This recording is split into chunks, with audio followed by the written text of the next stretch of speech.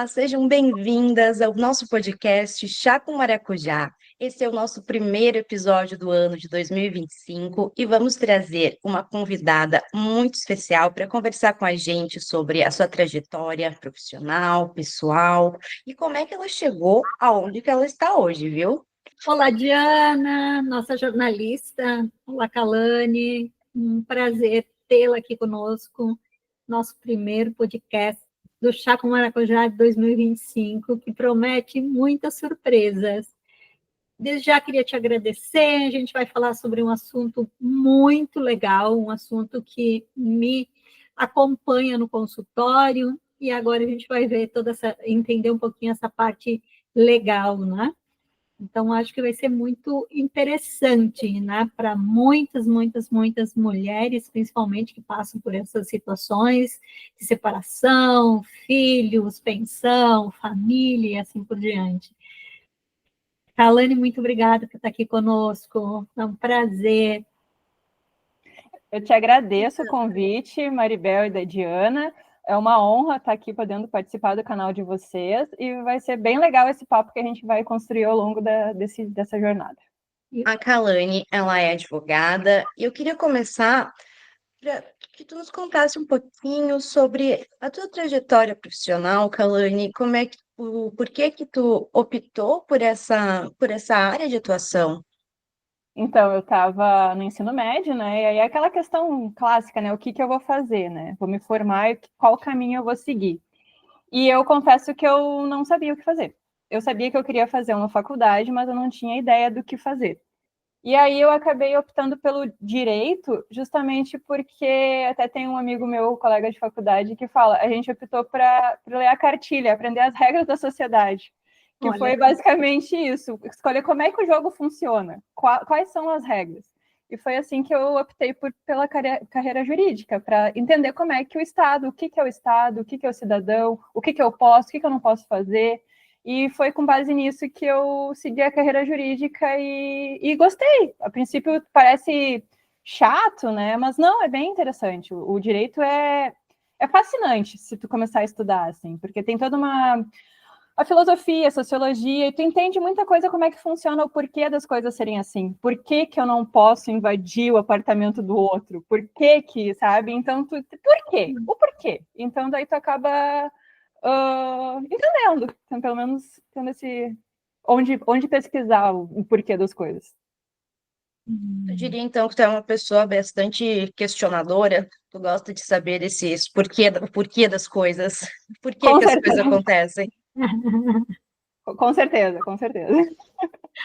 é muito interessante, a Cauane fala isso da área jurídica, né, dela descobrir os porquês, e a gente, quando atende pessoas, a pergunta que eu escuto muito no consultório é por que comigo? É sobre o conhecer o regramento, sobre os porquês, sobre conhecer um pouco da história, né, então a gente aprofundar o conhecimento. As pessoas sempre me perguntam por que eu estudo tanto, né? Uhum. E eu acho que tem muito a ver com aquilo que tu está falando, né? Quanto mais a gente estuda, mais a gente vai se apaixonando, acho, pelos temas, né? E vai aprofundando. Então, sim, é uma coisa que não tem fim, conhecimento. E eu concordo muito com outra coisa assim, ó, que tem conhecimento para ser passado, né? Não é para ser guardado, porque conhecimento guardado morre. E é sobre isso, muitas vezes, que eu falo sobre o nosso fazer, né? Dentro da profissão, dentro da vida pessoal, né? Enfim, o quanto que isso nos torna mais pessoas, mais humanos, e o quanto que isso nos faz entender como as coisas funcionam, né, de uma forma ética, de uma forma profunda e utilizando sempre o conhecimento. Eu primo muito pelo conhecimento, pela cientificidade das coisas, sabe? Aquilo que realmente tu faz, tu sabe que já foi aprovado, que já foi testado, né, e que funciona. Então, eu gosto muito disso, né? Não é um fazer por fazer, mas um fazer para se construir. E é sobre isso, acho que esse podcast pode estar falando, assim, dessa construção que a gente faz como ser humano, como pessoa, como profissional, desse conhecimento que ele tem que ser aprofundado sempre para que a gente possa se tornar melhor. E fazendo mais um link, quando dissesse, a manga tá barata porque tem muita manga, o pêssego tá caro porque tem pouco, mas assim, o quanto que a gente, dentro desse barato da manga, pode se tornar diferente, melhor, né? Para poder estar cobrando o pêssego o preço do pêssego, porque a gente vale muito pelo nosso conhecimento, pelas nossas conquistas, né? Tu te especializaste, né, nesta área de direito da família mesmo. Acho que tu lida bastante com as separações, divórcios, casos de advocacia, assim, da família. E como, como que é para ti estar trabalhando com essas questões que normalmente são mais sensíveis, as pessoas estão em momentos mais fragilizados, até emocionalmente, né? Como que tu lida com isso no teu dia a dia? Até também tem o deboche que advogado não é só advogado, né? Ele é psicólogo, inclusive, porque o cliente chega e a gente, de certa forma, tem que acolher, porque todas as questões são frágeis, né? Então, ele vem com...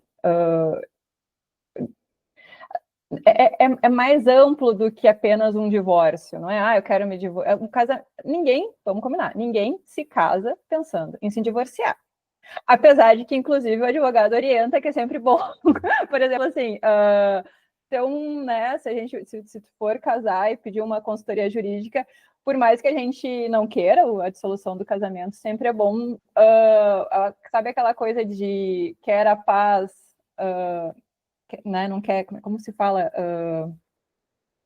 Quer paz, se prepara para a guerra, né? Que, por exemplo, assim, as orientações básicas não troque o sobrenome, faça um pacto antinupcial, justamente para caso, se porventura houver dissolução, seja mais fácil, né? Mas é que 90% não acontece. A pessoa casa, geralmente nem sabe qual o regime de casamento, às vezes nem casa, só se junta, e aí acaba, quando quer dissolver, consegue ser bem mais complexo do que o que poderia ser, digamos.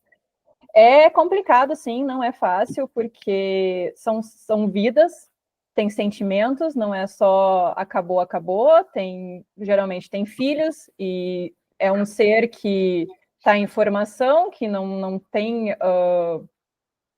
Tá em formação, ele não sabe o que é um casamento, o que é um divórcio, ele só quer o pai e a mãe, ele quer aquela rotina dele. Criança geralmente gosta da rotina e não quer que aquela rotina se altere. E o divórcio altera, não tem como não alterar. Então, afeta, não é só a vida do casal que afeta toda uma família, inclusive tios, tias, tem toda uma organização que é afetada, que não vai ser mais... Aquele Natal não vai ser mais o mesmo, aquela Páscoa, enfim, datas comemorativas. Então, não é só um simples divórcio, é todo um contexto que é modificado e como fazer essa criança entender. Toda a vida dela, desde que ela surgiu, era de um jeito e do nada mudou. Por que mudou? O que mudou? O que vai acontecer? Olha o grau de insegurança que gera, incerteza do o que vai ser minha vida agora. Meu pai continua sendo meu pai, minha mãe continua sendo minha mãe, aí tem geralmente brigas, né? Vamos ser sinceros, né? Nenhum casamento termina assim, né? Tem brigas, aquele casal tá brigando, às vezes até tem agressão física, aquela criança nunca presenciou isso, ou já presenciou, mas nunca foi tão mais grave, assim. Então, a cabeça daquela criança fica muito perturbada. Ela tá em formação, volto a falar. Então, ela tinha todo um contexto, ela ia vindo e do nada mudou. Então, realmente abala, não tem como não abalar. Olha só, tem várias coisas aqui que eu quero fazer algumas considerações para a gente poder entender um pouquinho mais, assim. A primeira, assim, é filhos, né? Eu costumo dizer para os pais que separam, quando eles me procuram, que filho é para sempre, casamentos terminam, relações terminam, mas filho não tem como interromper um vínculo e dizer eu não sou mais pai, eu não sou mais mãe, né? Normalmente, eu tenho duas coisas, assim, que eu gostaria de conversar contigo. A primeira delas é que tem um grande número de pessoas que fazem o divórcio e que isso é litigioso e acontece na maior parte deles, na verdade, quando eles chegam no psicólogo que já brigaram, já se bofetearam, a criança fica no meio não sabe se defende a mãe e o pai, a mãe joga contra o pai joga contra a mãe, aquela folia toda. Mas quando eles chegam, uma das coisas que eu tenho observado, que é a primeira delas, é que pais, normalmente, negam a paternidade no sentido financeiro, né? Então, para eles, eles pegam a criança uma vez a cada 15 dias, vão tomar o sorvete, vão passear, eles fazem o bom, né? Então, fica muito visível o sofrimento desta mãe, porque ela passa a ser pai e mãe, e ela que faz todos os interditos, ela que dá todas as regras, e aí é claro que sempre tem assim, vou morar com meu pai. O segundo, a questão da pensão. O grande número de pais que acham que se pagarem uma pensão significativa estão sustentando a mãe. Então, eles não querem sustentar a mãe, mas eles não conseguem fazer um cálculo, né, do quanto que uma criança custa. Eles conseguem fazer um cálculo que eu tenho que pagar 30% do meu salário, e normalmente esse salário, e o que este pai ganha, é muito mais daquilo que está legalmente, né, disponível, digamos, né, porque os bens normalmente não estão no nome dele, então já tem todo, sei lá, se tem uma preparação ou não, mas sabe, está no nome dos irmãos, está no nome não sei de quem, e acaba que muitas vezes ele tem outros filhos e essa pensão é dividida ainda, né? Por exemplo, um caso bem específico que ganha R$ 900, 450 para cada filho, e o pai mora numa mansão. Então, sabe? Então, o quanto que a gente tem dificuldade de fazer eles entenderem que filhos têm custo, tem escola, tem roupa, tem comida, tem livros, tem o lazer, né? É como se aqueles 30% fossem o suficiente, né? E sempre é dito, normalmente, para as crianças assim, o pai paga a pensão, se a tua mãe gasta, o problema é dela. Então, é um jogo muito grande para uma criança poder entender, porque o emocional dela fica acabado. Porque criança, muitas vezes, até os 7 anos, ela está no concreto. Bom, eu estou com meu pai, eu fui andar de balanço, eu fui tomar um sorvete, eu fui comer aquilo que eu gostei, eu ganhei o brinquedo, e quando eu peço para minha mãe diz que não tem dinheiro. O que é isso? Então, ela é ruim, né? Então, isso é um dos pontos. O segundo ponto que eu queria ver contigo, assim, por exemplo, crianças, né, de 1 ano de idade, eles são pequenos ainda, e que o pai insiste que ele vai querer a criança e leva essa criança chorando, gritando, esperneando, como se, sim, ele é pai, mas ele não tem um consenso daqui a pouco deles, sabe, fazerem uma visita acompanhada, ou então que ele vá na casa da mãe, porque daí tem outras questões envolvidas. E o sofrimento que gera de uma criança ser separada da mãe com 1 ano de idade, né, que fica no final de semana com os avós e com o pai, é muito grande. Então, tem um sofrimento emocional, e o quanto que é difícil para a gente fazer eles entenderem isso, né? E entre outras 1000 questões que tem, Alane, eu queria ver assim, legalmente, como é que, né, porque essas alturas a gente tem que pensar, legalmente, como é que a gente pode resolver essas situações?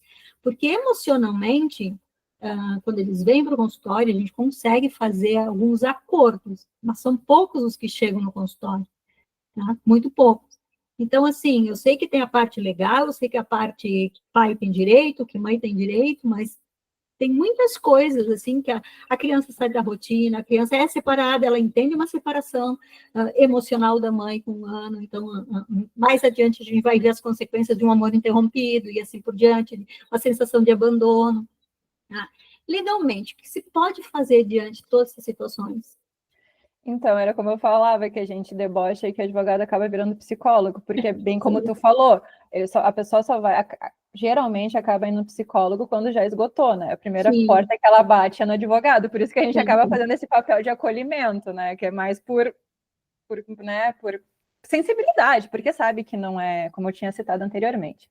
Sobre as questões que tu falou, Maribel, tem, assim, sobre que nem o tal do pai do Instagram, né, que é muito fácil tirar só a foto no domingo no parque de diversões do que na segunda-feira acordar a criança para ir na escola e fazer todos os afazeres semanais, né. Sobre isso, sobre a pensão, inclusive, tem julgados, né, de mostrar não só o que está na carteira de trabalho, que essa questão que tu falou, que, por exemplo, assim, há ganhos extras, comprovando que essa criança tinha um patamar de vida antes do divórcio, comprovando que esse pai tem condições além daquela do que ele comprovou no judiciário, assim, digamos, que só ganha R$900, mas na verdade a gente sabe que ele ganha outros, né, outros rendimentos. Se for conseguido comprovar em juízo que essa criança tinha um padrão de vida e foi com o divórcio foi drasticamente modificado, há possibilidade, sim, de ser questionado o valor dessa pensão. Certo. Mas tudo com base em provas, né? O judiciário, basicamente, se tu comprova e provas contundentes, tu pode vir a conseguir reverter essa situação. Sobre como essa criança, né, que menor de idade, menos de 1 ano, né, que ele passa, isso são casos não é muito comum. Então, tem que analisar o porquê que essa guarda foi concedida para o pai, exclusivamente, inclusive, porque geralmente o que o judiciário quer é uma guarda compartilhada, que é justamente para essa criança ter o referencial de pai e mãe, né, para não ser tão agravado que nem eu falei. Ele tinha pai e mãe todos os dias, do nada muda. Então, o judiciário geralmente... para o judiciário, o melhor seria compartilhada no mundo perfeito, né, em que o pai e a mãe, né, direitos e deveres, como na base, né, como era basal, né.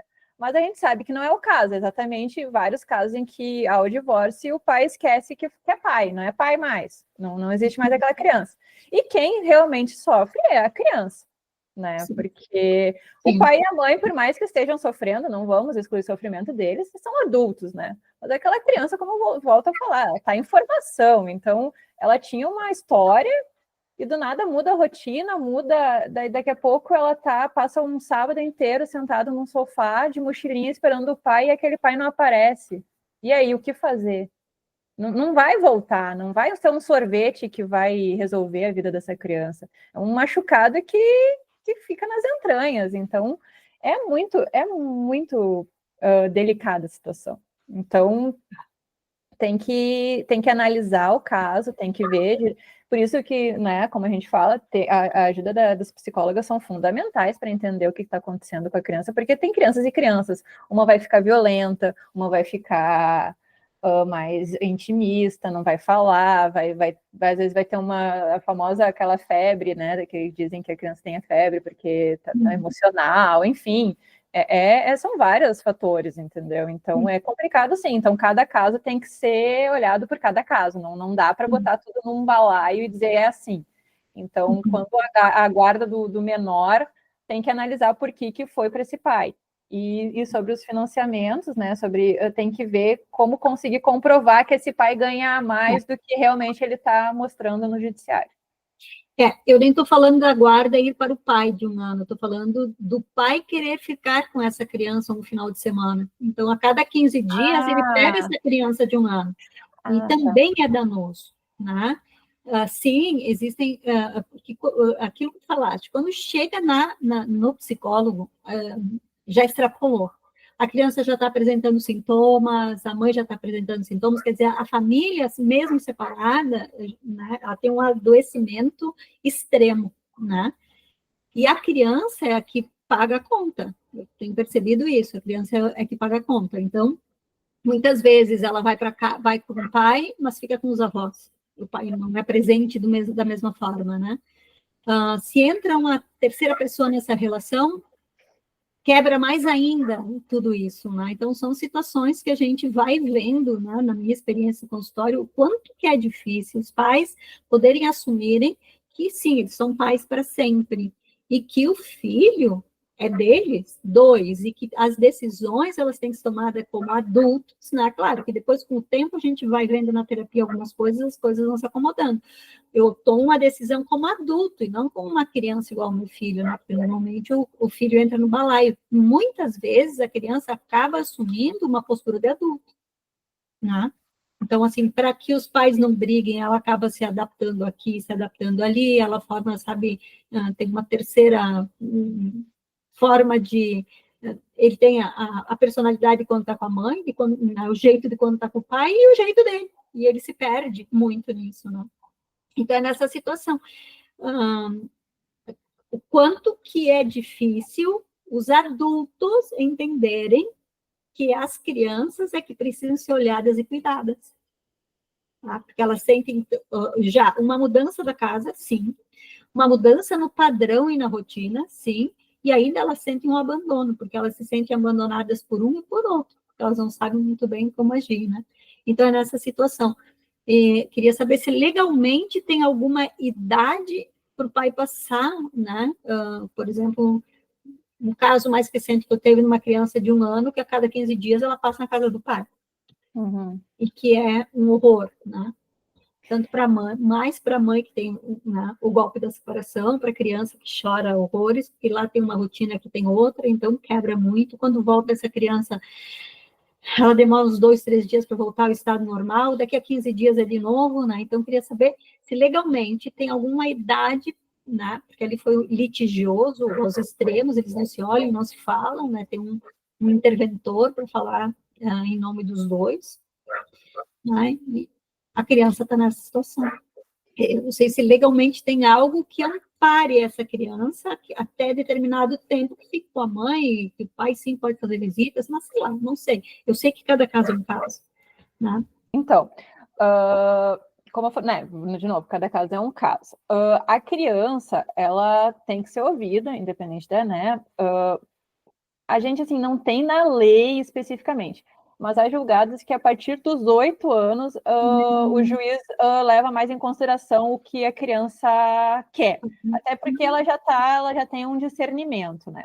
Antes disso, bom, esse caso que tu relataste é péssimo para a criança, né? Porque imagina como é que ela vai crescer num ambiente em que pai e mãe não se falam e tem que ter um interventor. Então a gente já vê que não é bacana esse ambiente aí.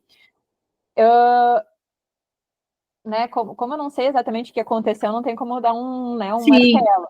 Uhum. Mas teria que, como volta direito basicamente é comprove, provas. Então, basicamente, tem que provar o contexto que essa criança está, o mal-estar que está gerando nela, e com base nisso, o juiz associado a psicólogos que vão o nosso judiciário aqui, o TJRS, é um dos pioneiros nessa, que tem uma salinha lá toda climatizada para criança, para analisar o que está acontecendo com a criança mesmo, sabe? Uma coisa mais lúdica.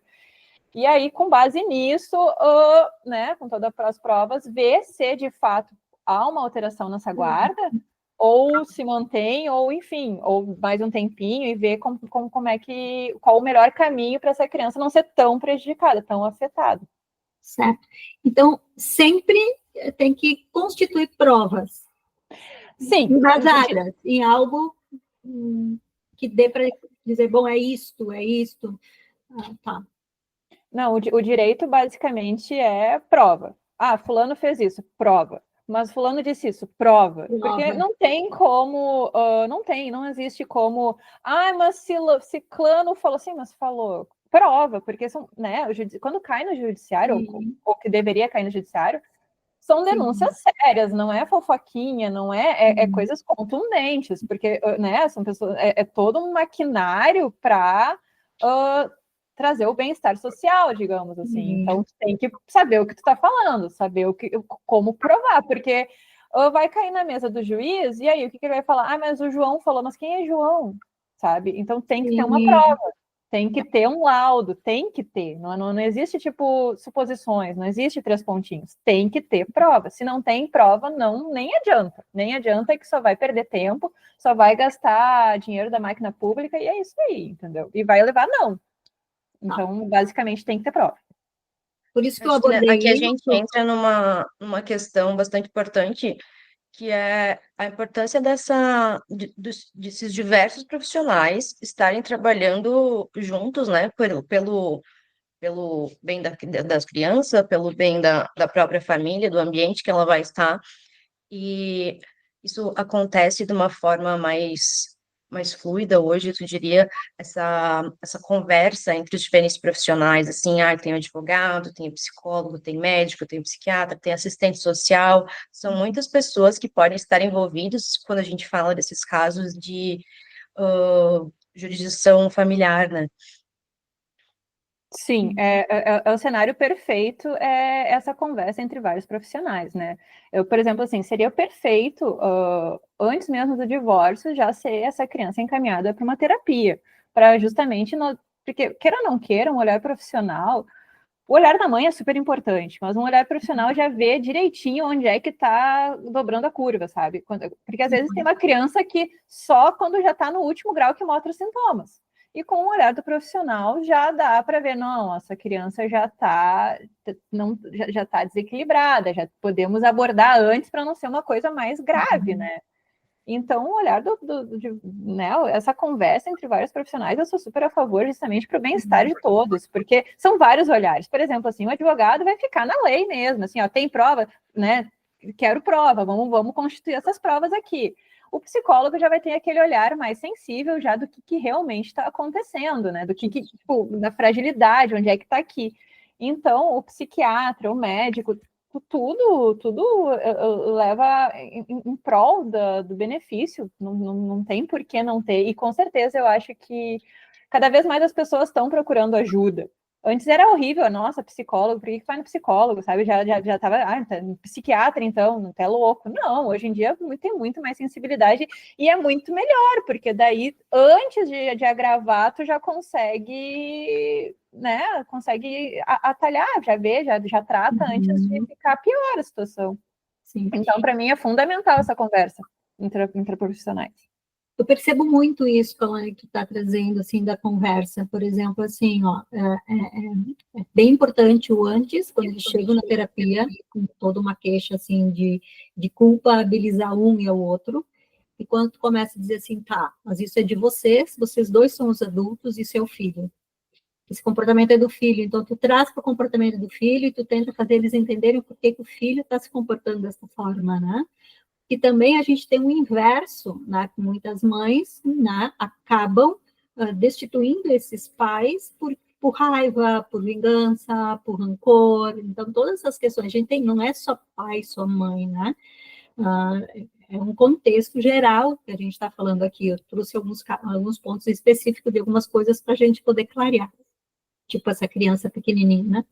Mas eu percebo, assim, o quanto que muitas vezes essa criança, ela é um elo, assim, de equilíbrio entre os dois, equilíbrio não, ela tenta fazer um elo de equilíbrio entre pai e mãe, então ela né, vai assumindo responsabilidades que não são delas, e quando a gente começa a limpar isso, né, conversar e mostrar o quanto que isso muda, né, então, assim, vocês são os adultos, ele é apenas o filho, então o filho tem que ser olhado pelos dois, a responsabilidade é 50% de cada um, e ponto, né, mas me pesa muito a questão de um dos cônjuges, muitas vezes, deixarem de ser pai ou mãe, né? E assumirem um comportamento, assim, completamente infantilizado.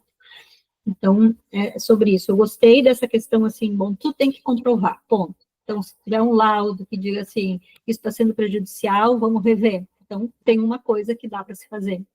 Então, era sobre isso, muitas vezes, que a gente acaba... tem alguma política pública sobre vara de família, coisa assim, Kalane, ou não? Na verdade, temos a Constituição e temos o Estatuto da Criança e do Adolescente, que são fundamentais. Por exemplo, assim, se tu seguir a Constituição e o Estatuto da Criança e do Adolescente, fecha todas as questões que pode surgir. Na verdade, elas têm que ser seguidas, né? Temos o Conselho Tutelar, né? Que justamente abrange, caso aconteça alguma coisa, o próprio vizinho pode acionar o conselho e pedir para averiguar, enfim, temos os mecanismos existem, eles têm que ser utilizados. Então, a gente não pode dizer que não existe. Tem como proteger essa criança. Por exemplo, o Ministério do Trabalho, para evitar que essa criança trabalhe e seja explorada, enfim. A legislação acoberta essa criança, a gente só tem que fazer valer isso. Até que idade a criança não pode estar trabalhando? Tem o menor aprendiz, que é dos 14 anos, enfim, isso pode, mas assim, aquela exploração infantil, assim, que a gente vê lá no norte, cortando mandioquinha com fraldinha, daí já é isso não, né? Enfim, cada caso é um caso. Mas eu acredito, números exatos não, mas eu acredito assim, eu não sei, mas assim, eu acho que a partir dos 12, 14 anos tem aquela parte do menor aprendiz que é diferente do trabalho normal, né? Tanto é que agora, sabe, Até tem uma questão boa que está sendo analisada, é esses influencers, né? Esses tiktokers, crianças e tal. Na verdade, está irregular isso, né? Eu já estava vendo matérias dizendo que o Ministério do Trabalho tem que pedir uma autorização e muitas vezes eles não pedem. Então, essa criança está trabalhando ilegalmente, enfim, ela está sendo explorada. Tem mais isso, essas fotinhos, tudo é trabalho, né? Tipo, então ele tem que pedir autorização para a vara de família, para poder fazer, para, sei lá, vender o sabonete, enfim, tem que ter uma autorização. E o que está sendo visto é que geralmente não tem, então isso é uma irregularidade. Seria equivalente, assim, a atores, modelos, mirins, né? Isso. Só que não está sendo divulgado direito, mas essas pessoas têm que ir na vara de família, porque é um menor. Ele não responde ainda por ele, né? Então, quem garante que ele de fato quer? Então, tem que ter toda uma análise, né? É uma criança, enfim. Sempre temos que ser mais cuidadosos quando se tratando de crianças, né? Eu acho que isso Uhum. me traz uma outra questão também, que é, tu acha que a população no geral, hoje a gente tem acesso suficiente a essas informações do que precisa ser feito, assim, com casos de separação, de divórcio, ou alguma outra questão familiar? Como é que tu vê essa questão hoje na nossa sociedade? Estamos falando aqui Brasil, né? Como tu acha que existe esse acesso à informação mesmo para as pessoas saberem o que tem que fazer, como proceder, qual é o passo que eu preciso dar? Então, hoje temos internet, né? Daí eu posso te dizer assim, nossa, temos sim, mas não é todo mundo que tem internet, não é todo mundo que sabe pesquisar o que né? Enfim, então eu vejo muito, eu acho muito produtivo essas campanhas sobre a violência doméstica, para ligar caso presencie alguma violência doméstica, enfim, isso é fundamental, coisa que não tinha, porque assim, vamos ser sinceras, violência sempre existiu, mas era cobertada, era aquela história do não se mete em briga, não, né, não se mete colher em briga de marido e mulher, só que hoje em dia se mete sim, hoje em dia, e isso é muito produtivo, isso é fundamental para tentar evitar essa quantidade de feminicídio que existe no país.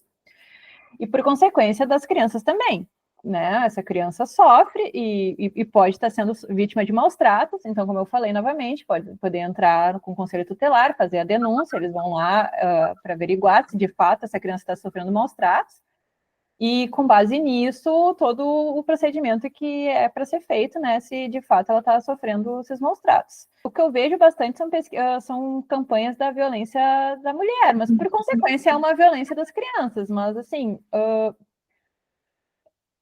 poderia ter mais nessa até porque a gente tem visto no noticiário assim que tá bastante apenas está sendo divulgado, né, bastante maus tratos nas crianças, a menina foi pouco tempo encontrada num container, enfim, está ocorrendo, né, então tem que ter esse olhar de procurar o conselho tutelar, que é ele que tem que agir nesses casos, né. Já vi muita gente falando que acha supérfluo, o dia contra a violência doméstica, o dia contra a exploração infantil, trabalho infantil. Mas, querendo ou não, gera uma visibilidade para assuntos que são pouco comentados no nosso dia a dia, né? Então, é muito importante a gente pensar nessas datas, não como mais um feriado, mais uma campanha, mais uma bandeira para levantar, mas quem está passando por situações de violência doméstica, às vezes, não tem, ou não consegue discernir direito o que está acontecendo, ou não tem como sair daquela situação sozinha. Então, é importante a gente estar divulgando cada vez mais recursos para as pessoas, para as mulheres, para as famílias, para as crianças poderem também se, se se tomar dessas informações e conseguirem navegar situações que são muito complicadas, que a gente, no nosso dia a dia, a gente não tem muita noção do que é uma realidade dessa, né? Percebo que muitas vezes essas campanhas elas são banalizadas, né? Mas a banalização passa muito pela dificuldade das pessoas fazerem um enfrentamento, porque esses temas, eles geram ansiedade, eles geram desacomodação, e as pessoas não querem se desacomodar e não querem passar por esse processo, né? Por exemplo, assim, toda a situação de um divórcio gera ansiedade, tanto para o pai, quanto para a mãe, quanto para a criança. Todas essas situações de violência geram ansiedade, geram depressão, geram problemas emocionais que são graves.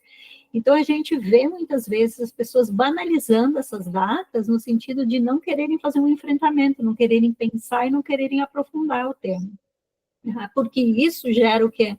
Ansiedade, isso gera desacomodação, isso gera, eu também tenho que fazer algo, né? E as pessoas querem se isentar disso, né? Então, quando a gente fala sobre esses temas polêmicos, a gente não está aqui acusando pai e mãe de não serem pai, de não serem mãe, não.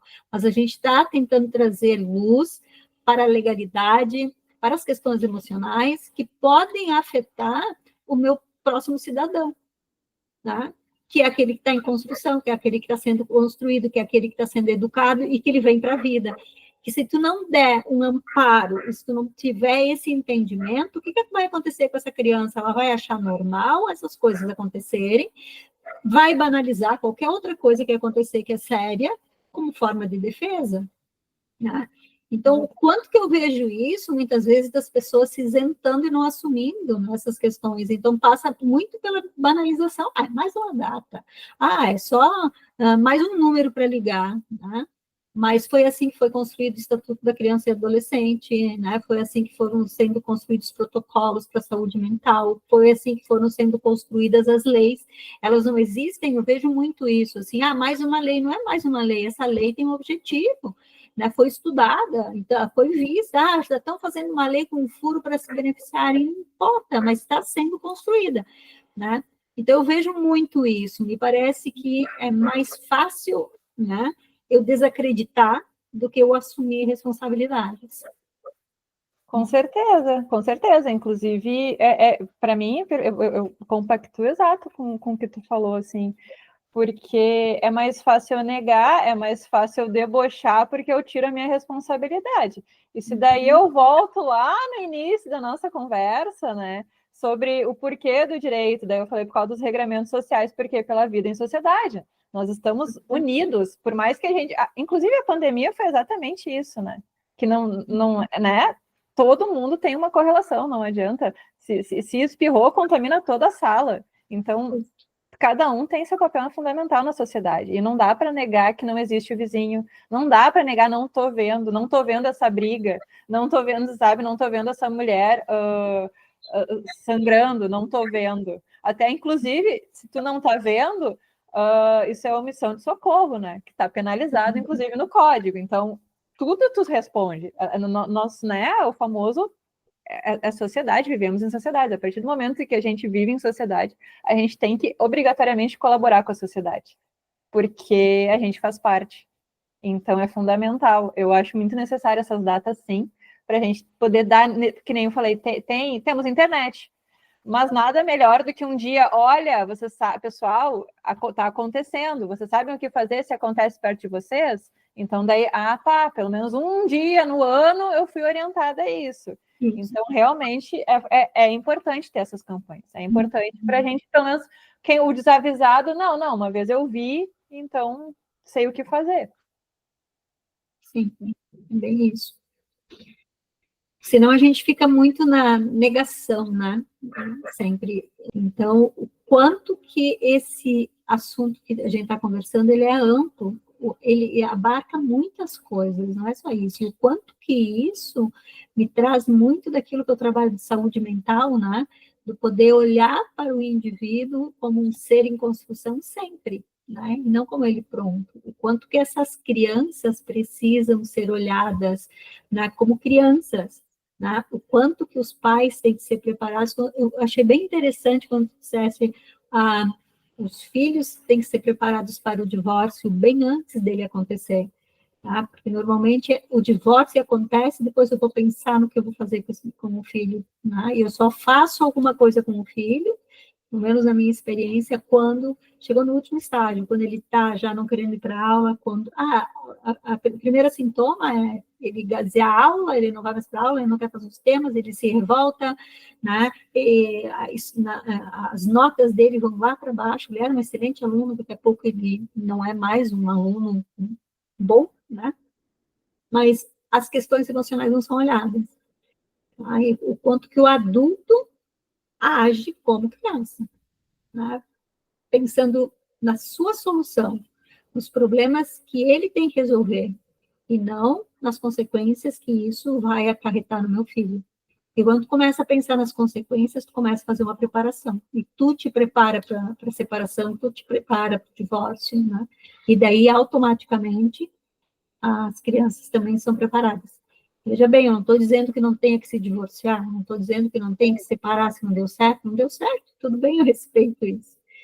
Mas o quanto que de desrespeito eu tenho para com essa criança que tem vínculos com os dois pais e o quanto de culpa que eles carregam, né? Se eles têm que defender um ou outro, né? E, então, essa responsabilidade não é da criança, é do adulto. Então, acho que na tua experiência como advogada, que a gente disse, sim, eu sou um pouco psicóloga, porque eles vêm, eles debulham tudo muito em cima, né?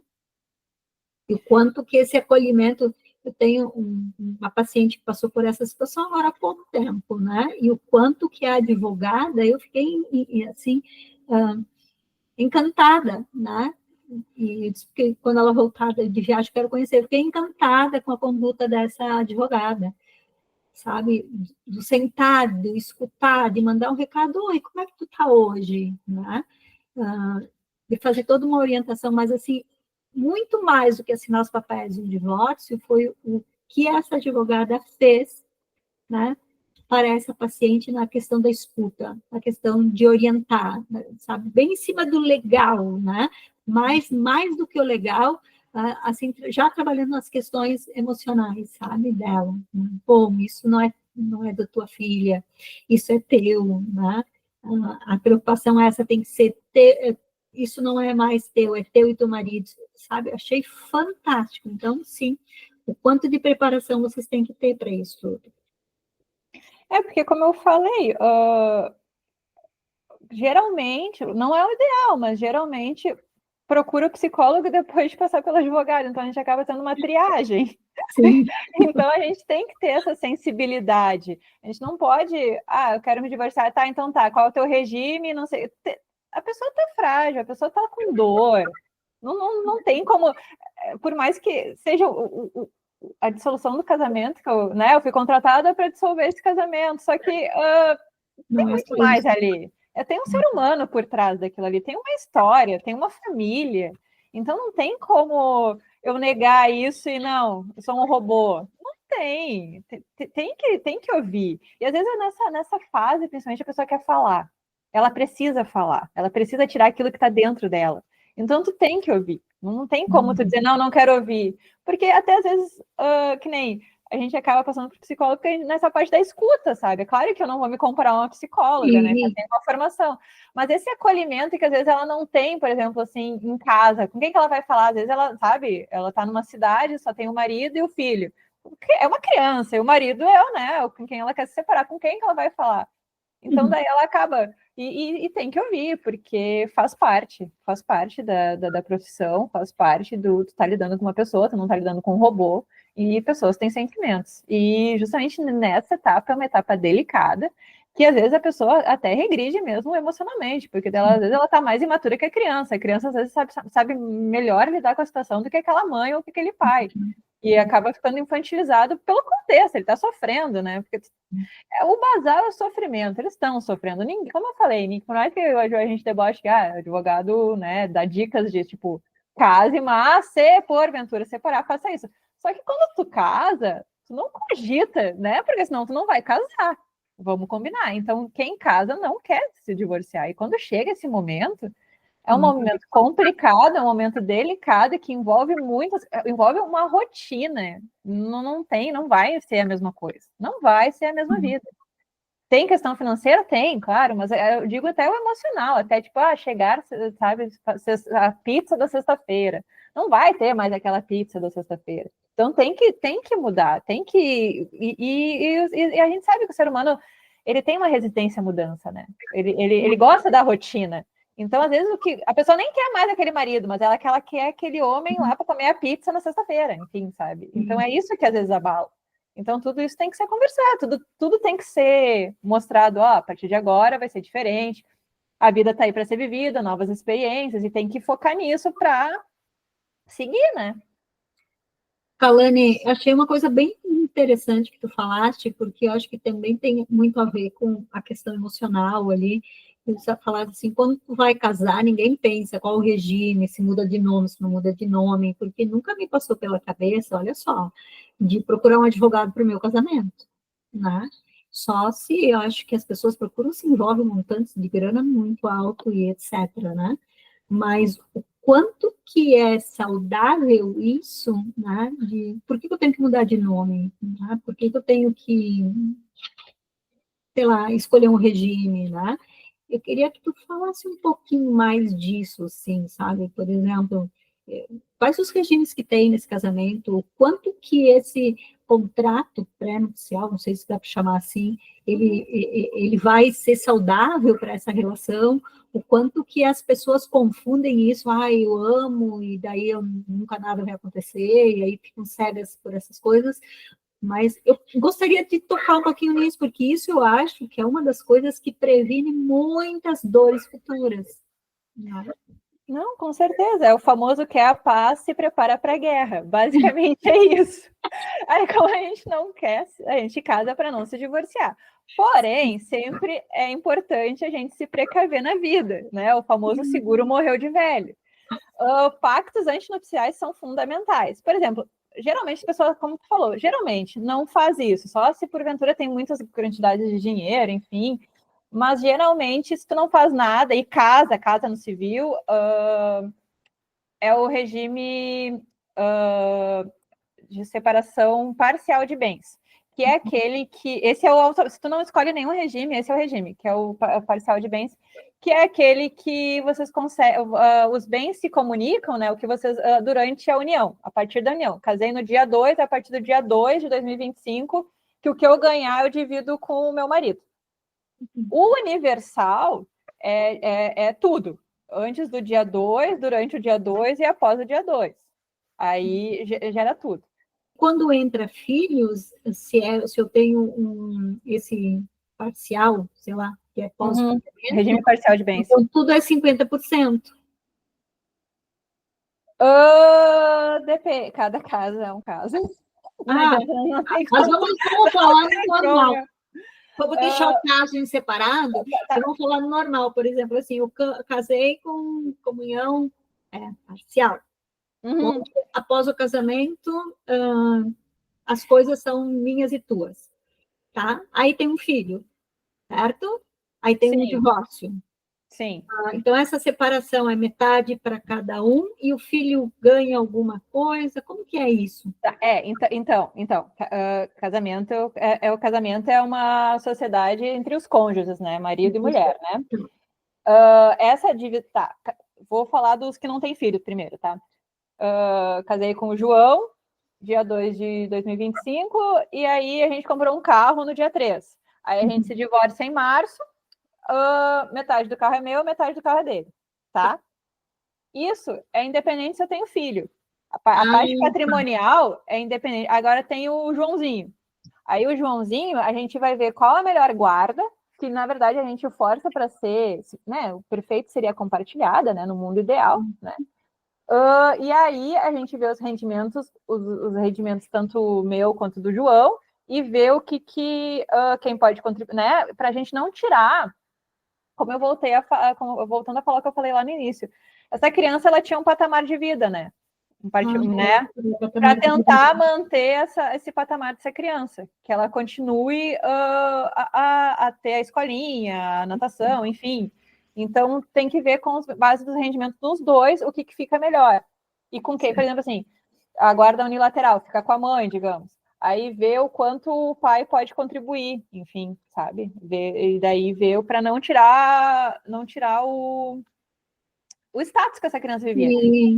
Inclusive, quando tem uma pensão da mãe, às vezes a mãe tem direito à pensão, né? Porque tipo, tem a pensão da criança, e que a criança é outra coisa, né? Mas o que a gente estava falando aqui é às vezes a mulher ou o homem tem direito à pensão alimentícia, né? É outro fator. Isso aí é do casamento, é em função do casamento.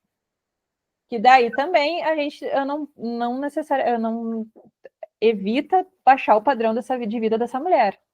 Então tem que, porque ela vivia de um jeito, ela não, por exemplo, assim, sei lá, eu ganhava uma renda de 20 mil, não vai ganhar um salário mínimo. Ela tem que mais ou menos ficar na mesma renda que ela vivia. Então tudo isso é proporcional, sabe? Mas cada caso é um caso, e cada acordo é um acordo, enfim. Sim, compreendi.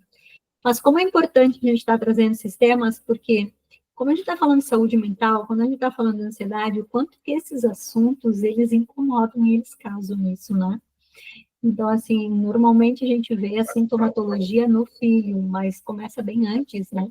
O filho, os sintomas do filho são resultados de toda a sintomatologia que esse casal apresentou e passou, né, para ele, né? Então, quando as crianças chegam, os adolescentes, principalmente que eu atendo muito adolescente, chegam no meu consultório, que passaram um divórcio dos pais e que eles apresentam assim, irritabilidade, baixo rendimento escolar, agressividade, né? Daqui a pouco eles fogem, brigas em casa, e normalmente quando eu vou fazer uma entrevista com os pais, a gente já sabe de onde vem, né?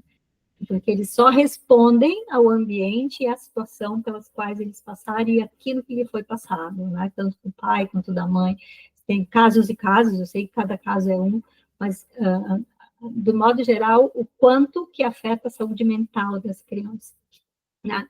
E falando em saúde mental, a gente está no Janeiro Branco, que é o mês de prevenção à saúde mental. Esse assunto é bem importante, porque saúde mental também fala de família, fala de, sabe, de amor, fala de carinho, fala de acolhimento. E tu falaste muito no acolhimento, que é uma das coisas que a gente fala muito, assim, o quanto que a gente precisa de uma rede de acolhimento para a nossa vida, né? Que seja advogada que faça essa rede, que coisa boa, né? Que a gente tem pessoas que fazem isso. Mas o quanto que é importante, eu tenho percebido que em todas as profissões, a rede de acolhimento e a rede de suporte ela é muito importante, né? E o quanto que a gente bate muito nessa tecla, tem uma rede de suporte, tem uma rede de apoio, né? Para te poder extravasar, para te poder conversar, para te poder, sabe, centrar, né? Porque isso é saúde mental. Gostei muito do que tu trouxeste, muito, muito, muito. Eu acho que muitas mulheres, muitos pais, né, que escutarem isso, eles vão começar a pensar e repensar nas suas atitudes, porque é isso que nós, como adultos, temos que fazer. Nossos filhos, eles não são responsáveis pelos nossos problemas de adultos, né? Nós somos adultos, nós somos pais, nós temos que resolver os problemas, não nossos filhos. Para a gente ir encerrando, eu acho, qual é qual o conselho que tu daria, Kawane, para as famílias que estão passando ou por esses momentos de processos judiciais, que muitas vezes vão levar a uma separação, um divórcio? Qual é o principal conselho que tu daria para as pessoas nessa situação hoje? O conselho que eu daria é um processo muito turbulento que elas estão passando, então eu aconselharia a ambos sentarem e pensarem, cada um na sua casa, não precisa, e refletirem sobre tudo o que viveram até aquele momento. Dificilmente tem vilão nessa história, são duas pessoas machucadas. Então, por mais que o emocional esteja muito aflorado, que é natural, tentar deixar a razão agir nesse momento. E tentar serenar a mente, porque mente turbulenta a gente sabe que não funciona. O objetivo é serenar a mente, para ver o que fazer a partir dali. Vai ter uma nova mudança, vai ser uma nova vida, mas a vida é isso, é cheia de mudanças, e tem que saber se adaptar. E se adaptar a essa nova realidade. Mas principalmente serenar a mente. Nesse momento é crucial serenar a mente para poder tomar decisões assertivas. Em prol de si, em prol do outro, em prol principalmente dessa criança que está em formação, não tem noção do que está acontecendo, e ela precisa ser zelada. Ela é um serzinho ali que não tem culpa do que aconteceu, e então o melhor é serenar a mente para saber quais os próximos passos a serem tomados.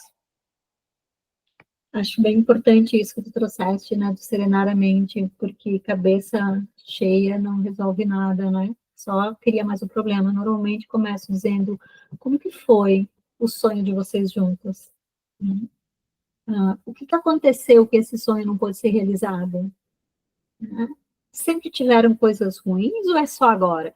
Então, quando tu traz para o bom, o que aconteceu de bom na vida de vocês? O que aconteceu que esse bom não pode continuar? E de que forma que a gente vai fazer agora que esse bom ele se torne ameno para que vocês vivam separados, mas os dois pensando em novos sonhos, né?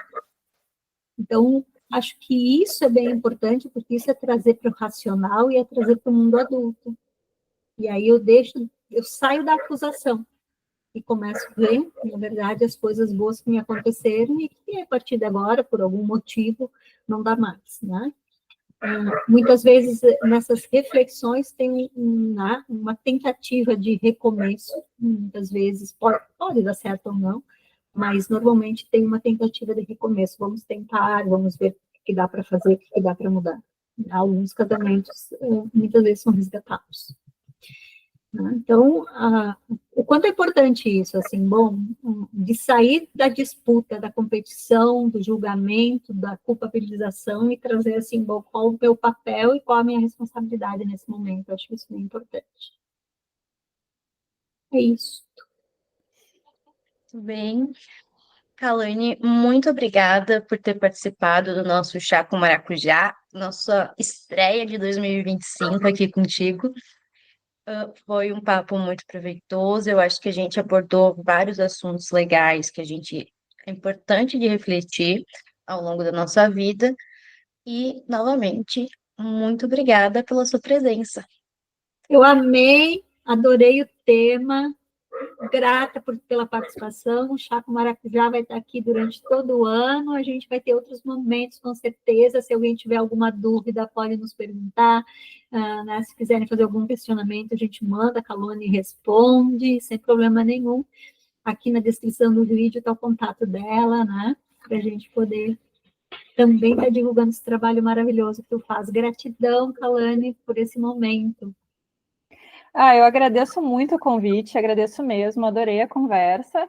Vou aqui pedir para você, para quem estiver assistindo, se quiser seguir a minha página com a minha sócia, o FRC Royer Advogados, e lá a gente aborda vários tópicos, né, sobre questões jurídicas, legais, e aí, se as pessoas tiverem interesse, é só seguir a página, tá ok? Muito obrigada pelo convite mesmo.